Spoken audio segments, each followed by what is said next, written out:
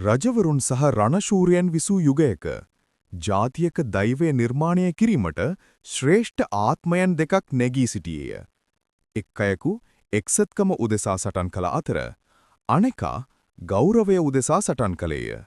ඔවුන්ගේ සටන වීරත්වය, ගෞරවය සහ සදාතනික කරුණාව පිළිබඳ කතාවක් ලෙසින් කාලය පුරා සදා රැව් පිළිරැව් දෙනු ඇත. බොහෝ කලකට පෙර ලංකාද්වීපය බලවත් පාලකයන් දෙදෙනෙකු අතර බෙදී පැවතුණි. ඒ අනුරාධපුරයේ එලාර රජු සහ රුහුණේ දුටුගැමුණු කුමරු අතරය. දෛවයේ සටනකින් හමුවීමට ඔවුන් නියමිතව සිටියහ. රුහුණේ පූජනීය විහාරස්ථානයකදී දුටුගැමුණු කුමරු බලය සඳහා නොව සාමය සහ ධර්මිෂ්ඨකම උදෙසා දිවයින එක්සේසත් කරන බවට ප්‍රතිඥා දුන්නේය. හදවතේ නොසැලෙන ධෛර්යයෙන් යුතුව දුටුගැමුණු කුමරු එක්සත්කමේ සහ නිදහසේ සංකේතය වූ සිංහ කොඩිය රැගෙන සිය සේනාව උතුරට මෙහෙය වීය.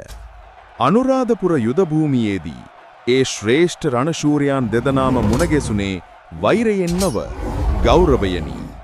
එලාර රජු බිම ඇද වැටුණු විට දුටුගැමුණු රජතුමා තම වාහනයෙන් බැස පරාජිත සතුරාට උතුම් රජකු ලෙස ගෞරව කරමින් හිස නමා ආචාර කළේය.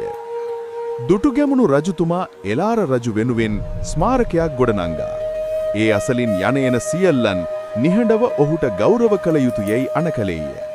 එය ජයග්‍රහණයෙන් එහා ගිය ගෞරවයේ සංකේතයක් විය.